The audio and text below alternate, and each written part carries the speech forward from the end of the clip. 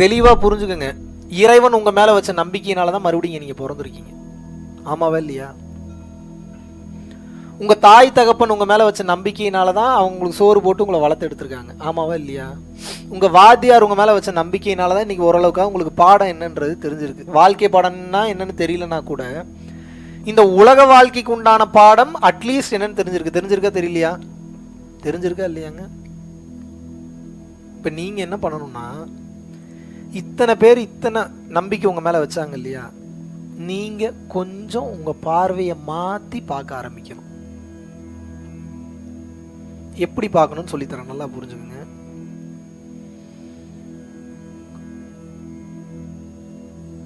எனக்கு ஒரு பிரச்சனை நடக்குது அப்படின்னா அந்த பிரச்சனை காரணம் இல்லாம நடக்கல அப்படின்றத முதல்ல ஏத்துக்கணும். உங்களுக்கு பிரச்சனை நடந்தாலும் சரி, நல்லது நடந்தாலும் சரி, இது இரண்டுமே இறைவனின் விருப்பத்திற்கு உட்பட்டு தான் நடக்கிறது. இதை நல்லா புரிஞ்சுக்கணும்.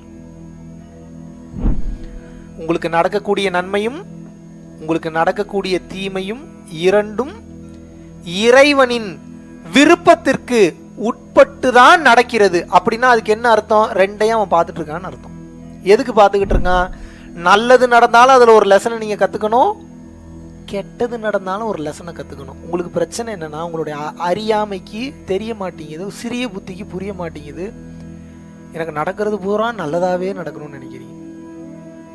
அதுக்கு அர்த்தம் என்ன தெரியுமா? நல்லதா நடக்கணும்ன்றதுக்கு அர்த்தம் என்ன தெரியுமா?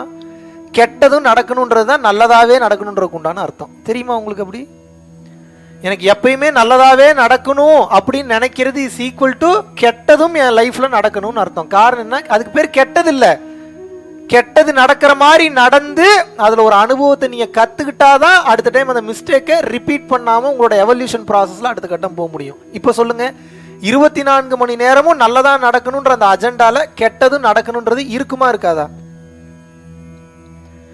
நன்மையை ஏற்றுக்கொள்ளக்கூடிய மனம் தீமையை ஏற்றுக்கொள்வதில்லை. அதுக்கு பேர் தீமை கிடையாது. உங்களுக்கு தீமை மாதிரி தெரியுது, வலிக்குது, கஷ்டமா இருக்கு. ஏன் வலிக்குது, கஷ்டமா இருக்கு? ஏன்னா நீங்க அதை லேர்ன் பண்ணிக்கணும்ன்றதுனால கஷ்டமா இருக்கு. இந்த உடம்பு மனம் அப்படின்ற ஒன்றை கொடுக்காம இறைவன் அனுப்பிச்சிருக்கான் அப்படின்னா நீங்க நல்லா யோசிச்சு பாருங்க, இந்த வலி வேதனையெல்லாம் உணர முடியுமா? உணர முடியுமா? புரியுதா புரியலையாங்க? இந்த உடம்பு இந்த மனம் அப்படின்ற ஒன்றை கொடுக்கலன்னா அந்த வலி வேதனையை உணர முடியாது. வலி வேதனை இது ரெண்டுமே இல்லைன்னு வச்சுப்போம், எவனையா மதிப்பீங்களா? நீங்க உங்க வேலையை பார்ப்பீங்களா? இப்ப என்ன டெக்னிக்கா வச்சிருக்கான் பாருங்க. வலிக்கணும், குத்தணும், கொடையணும், கஷ்டப்படணும், மனவேதனை வரணும், பணப்பிரச்சனை வரணும், மனப்பிரச்சனை வரணும், பொண்டாட்டி பிரச்சனை வரணும். ஏன்? அப்பதான் கத்துக்கிறீங்க. ஏன் கத்துக்கிறீங்க? சிற்றின்பம் நிரந்தரம் அல்ல, பேரின்பத்தை பிடிக்க வேண்டும் என்பதற்காக இதெல்லாம் கத்துக்கிட்டு வரீங்க. ஒரு கட்டத்துல போர் அடிச்சிரும்ல, ஒரு 60-70 வயசுலயாவது யோசிப்பீங்களா மாட்டீங்க, எதுக்கு இத்தனை வருஷம் இந்த வாழ்க்கையை நம்ம வாழ்ந்தோம், இவ்வளவு தூரம் எதுக்கு நம்ம டிராவல் பண்ணிட்டு வந்தோம், இவ்வளவு தூரம் இந்த வாழ்க்கையை வாழ்ந்து பிரயோஜனமே இல்லையா? அப்ப எதை நோக்கி தான் திரும்பணும்ன்றது 70-80 வயசுலயாவது தோணுமா தோணாதா? அதுக்கு தான் இவ்வளவு அனுபவம் வருது. இத்தனை அனுபவம் எதுக்கு வருதுன்னு நினைக்கிறீங்க? உங்களுக்கு 70-80 வயசு வரைக்கும் வெயிட் பண்ண வேணாம், இப்பவே சொல்லி கொடுத்துறேன். இதுக்கு எதுக்கு 70-80 வயசு வரைக்கும் வெயிட் பண்றீங்க? இந்த உலகம் சார்ந்த எந்த பொருள்களிலும் எனக்கு நிம்மதியும் சந்தோஷமும் கிடைக்காது. இதை உணர்றதுக்கு தான் இத்தனை இன்பமும் வருது. எதை வேணா எடுத்துக்கங்க, எதா வேணா இருக்கட்டும். இந்த உலகம் சார்ந்த பொருள், உலகம் சார்ந்த உயிர், எதை எடுத்தீங்கனாலும் அதுல இன்பம் கிடைக்கும்னு நினைச்சு எடுத்தீங்கன்னா உங்களை மாதிரி முட்டாள் உலகத்திலே எதுவும் கிடையாது, யாரும் கிடையாது. ஏன்? இது எதுவும் உங்களுக்கு நிரந்தரமான இன்பத்தை கொடுக்காது.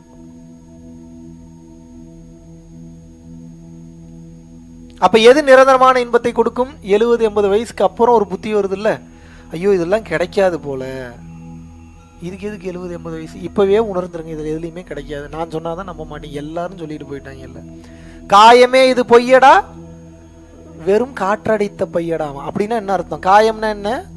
உடல்னு அர்த்தம். காயமே இது பொய்யடாமா, இது பொய்யா, வெறும் காற்றடைத்த பையடா, வெறும் காத்து தான் இருக்கு உள்ள, ஒரு மேட்டரும் கிடையாது, புரிஞ்சுக்கங்கிறாங்க. அப்ப என்ன அர்த்தம்னா தெளிவா புரிஞ்சுக்கங்க. நீங்கள் இந்த வாழ்க்கையை வாழ்ந்து முடிக்கும் போது 70-80 வயசு ஆகுது அப்படின்னா தெளிவா புரிஞ்சுக்கங்க, அந்த 70-80 வயசு வாழ்ந்து பிரயோஜனம் இல்லை. எவ்வளவு பெரிய கோடீஸ்வரனா இருந்தாலும் பிரயோஜனம் இல்லை.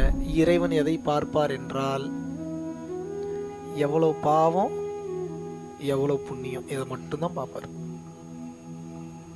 இப்ப இந்த 70-80 வருஷத்தை நம்ம பாவ புண்ணியத்துல போக்கஸ் பண்ணி வாழ்க்கையை வாழ போறோமா, இல்ல இந்த உலகம் உண்மை, வர்றவன் போறவன்லாம் உண்மை, பொருள்லாம் உண்மை, இதனை அடையிறதுக்கு தான் போராடுன்னு பாவ புண்ணியத்தை கணக்கு வைக்காம நேர மாட்டுக்கு கடிவாளம் கட்டி விட்ட மாதிரி பணம் பணம் பணம் பணம்னே போய் சாவ போறீங்களா? ஒரு செயல் செய்கின்றீர்கள், அந்த செயலானது ஒரு வினையை ஏற்படுத்துகின்றது.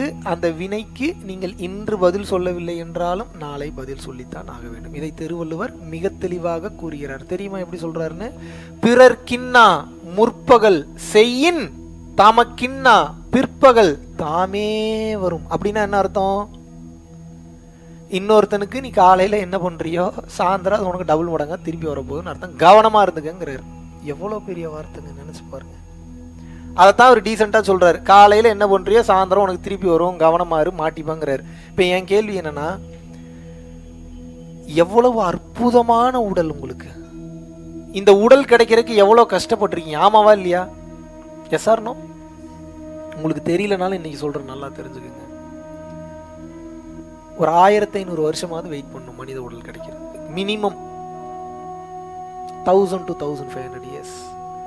புல்லாய் பூடாய் தேலாய் பாம்பாய் பல்விருகமாய் அசுரராய் தேவராய் கணங்களாய் எல்லாம் சேர்த்து எப்படி பாடுறாரு. ஒரு புல்லாக பிறந்து அது கொஞ்சம் கொஞ்சமா எவால்வ் ஆகி அடுத்த செடியா மாறி, அப்புறம் அடுத்த ஜென்மத்தில் அது மரமா மாறி, அப்புறம் அது ஓரறிவு, ஈரறிவு, மூன்றறிவு, நான்கறிவு, ஐந்தறிவு இருக்கக்கூடிய மிருகம் பறவைகளெல்லாம் மாறி இந்த 6 அறிவு, இன்ஃபேக்ட் தேவைப்பட்டா 7ஆம் அறிவு சேர்த்து ஆக்டிவேட் பண்ணலாம். இப்படிப்பட்ட இந்த மனித உடல் கிடைப்பதற்கு பல 100 வருடங்கள் வெயிட் பண்ணி வந்திருக்கீங்க. எத்தனை வருஷம்? ஒரு 100 வருஷம் இல்லை, எத்தனை வருஷம்?